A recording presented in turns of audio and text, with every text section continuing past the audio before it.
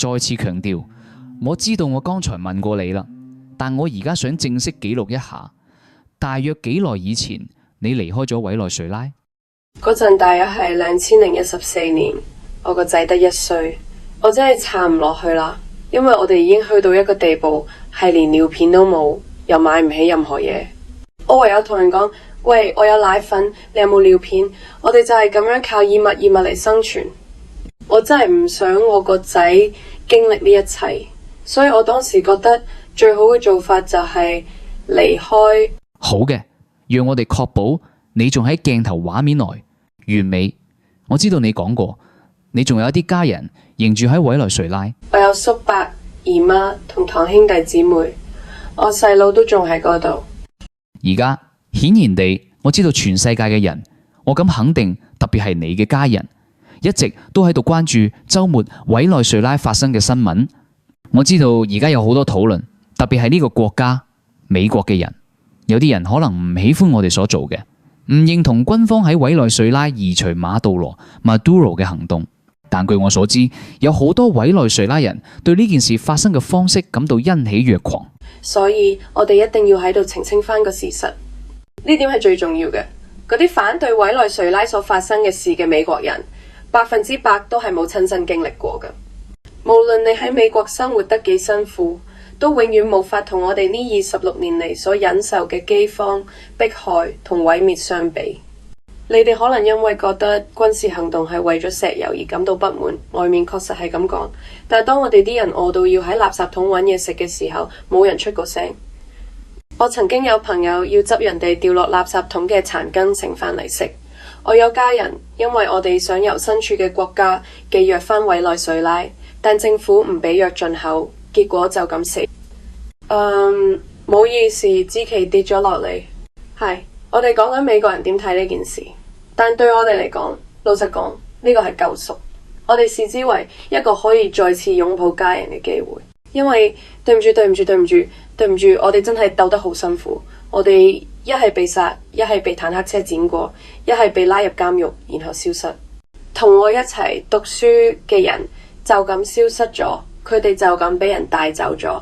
如果你被釘上咗，佢哋會話：我哋知你係邊個，知你抗議緊我哋會嚟捉你。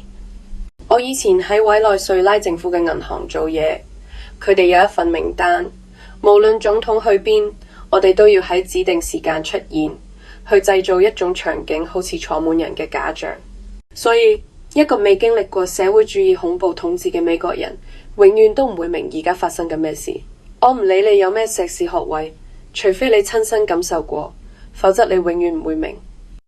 我覺得任何去教委內瑞拉人應該點樣反應嘅行為，都係極之唔尊重，亦都係對嗰啲為咗反對馬杜羅而犧牲嘅人極大嘅侮辱。喺2011年，呢個係有新聞可以查證嘅。喺加拉加斯 Caracas 有一條橋叫 Laguno， 當時我同我媽咪正喺嗰度參加示威，上面有人開始向我哋開槍。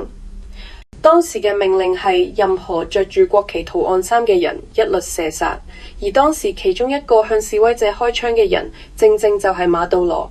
呢點係有相片證明佢攻擊平民嘅，所以你唔可以同我講佢唔應該倒台。佢而家終於落台啦，佢仲做咗好多壞事，係未填數嘅。但美國而家正就住一啲直接威脅美國人嘅控罪，例如販毒，去追究佢。呢個係一個機會，等佢起碼要為其中一啲罪行付出代價。我哋終於見到希望同自由。當我凌晨5點醒返睇到新聞嘅時候，我簡直唔敢相信。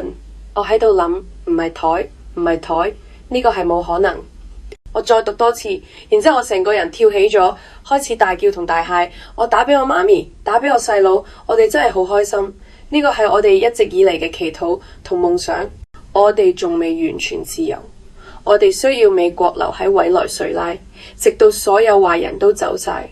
但如果冇咗美國，呢件事根本係不可想象。呢一切真係太瘋狂啦！我知道馬杜羅被捕至今先過咗幾日，但係你問而家嘅委內瑞拉係乜嘢，我會話咁係好大程度嘅快樂與恐懼並存。我哋確實有慶祝，而且你係可以聽到罄竹聲嘅，我哋稱之為 panelazo， 就好似用鍋碗瓢盆製造聲響等等。但與此同時，佢哋仍然掌權。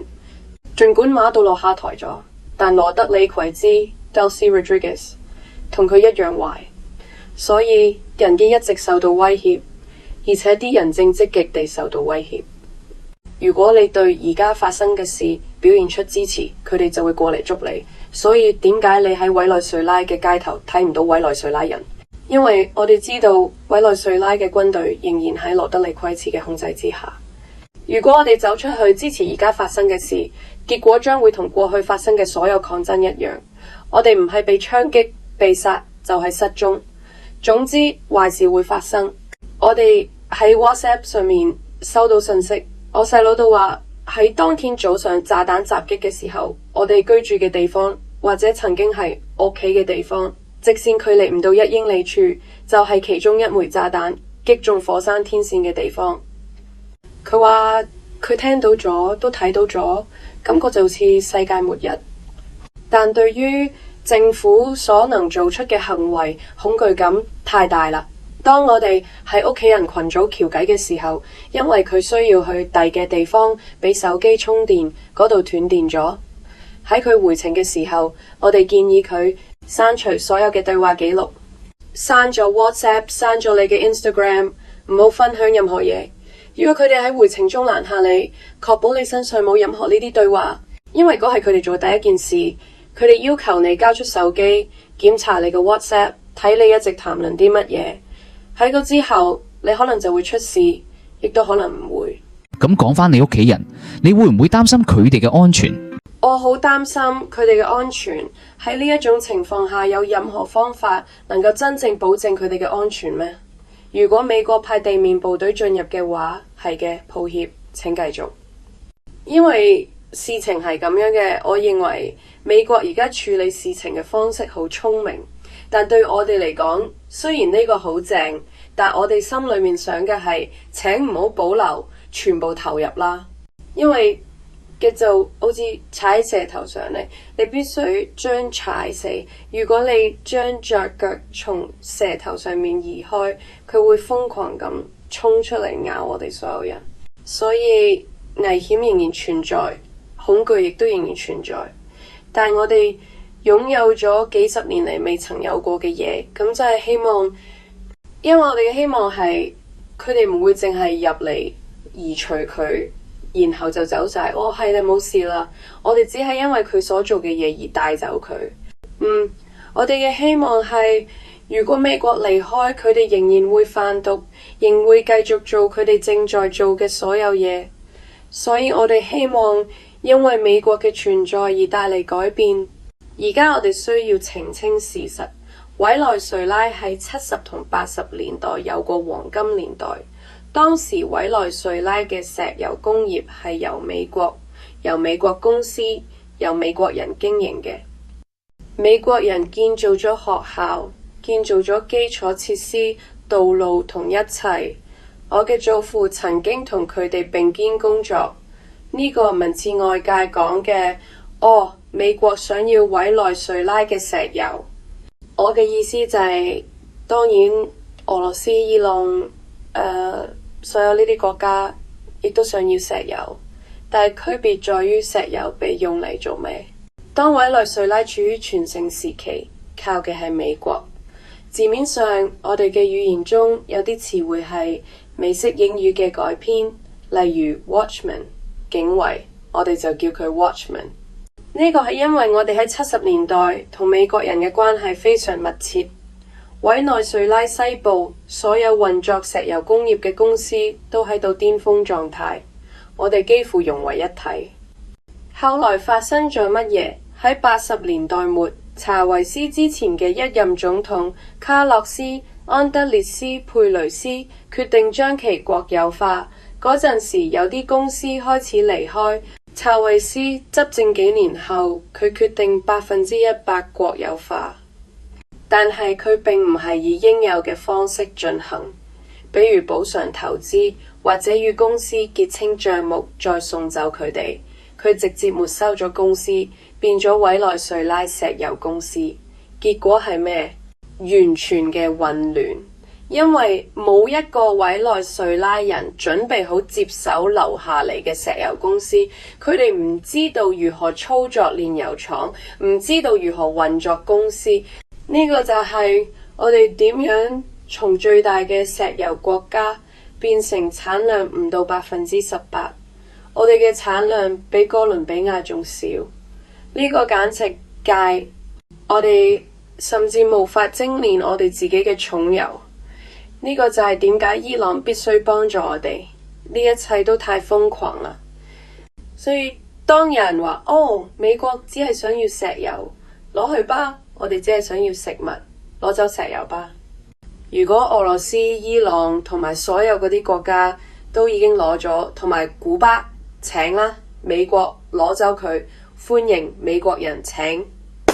我哋只係想能夠過日子，能夠付得起生活費，能夠生存，能夠食飯。啲人話佢會變成第52個州之類嘅，管佢嘅，冇錯。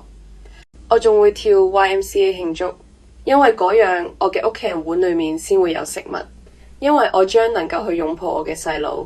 我已經好多年冇見到我細佬啦。我哋被視為叛徒，因為我哋離開咗國家。我哋嘅護照毫無意義。如果你返到委內瑞拉，就等住坐監啊，因為你係叛徒。睇下副總統講咗啲乜。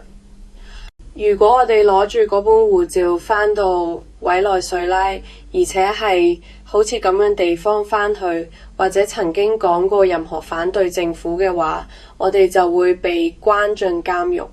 現實嘅情況係唔同嘅。嗰啲話釋放馬杜羅嘅美國人，咁唔係真實嘅現實，咁係佢哋生活喺自己嘅童話故事裏，佢哋將會面臨殘酷嘅覺醒，呢個先至係真相。等我 check 埋最後一樣嘢先。我對自己部攝影機成日都疑神疑鬼，經影得唔好，但你啱啱講嘅嘢真係好震撼，好有力量。我覺得我想問嘅嘢你都已經答晒，但仲有冇啲咩你想補充，或者係你仲未講但覺得非常重要嘅嘢？今日朝早我同住在委內瑞拉嘅細佬通話，我問咗佢呢啲說話。我話我有機會同人哋傾翻委內瑞拉嘅情況。如果你有機會話俾大家聽你想要我講嘅話，佢話我想要佢哋知道真相。喺呢度我哋冇未來。當我哋工作嘅時候，我哋唔係為咗房，我哋唔係為咗車，我哋唔係為咗未來嘅計劃。我好想有細路，但係我唔能夠，唔係因為我生理上唔能夠，而係因為我哋負擔唔起。我哋為咗生存而工作，有時甚至連呢都做唔到。所以真實嘅現實係，只要美國繼續提供幫助，就可能有未來。我或者能夠再次見到我嘅細佬。嘿，呢個感覺太強烈啦！我成日做噩夢，夢見我被從丈夫身邊奪走，被送返委內瑞拉。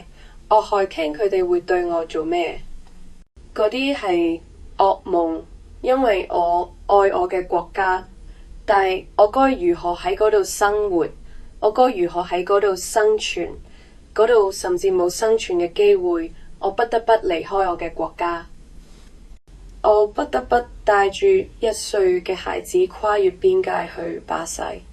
我不得不將仔車個車裏面，因為軍警想捉走我哋，因為我哋正試圖離開呢個國家，佢哋想強迫我哋留低。我離開國家嘅時候，只係着住身上嘅衫，以及剩返嘅一點尿布同埋牛奶。你竟敢話俾我聽，呢個唔係慶祝嘅理由。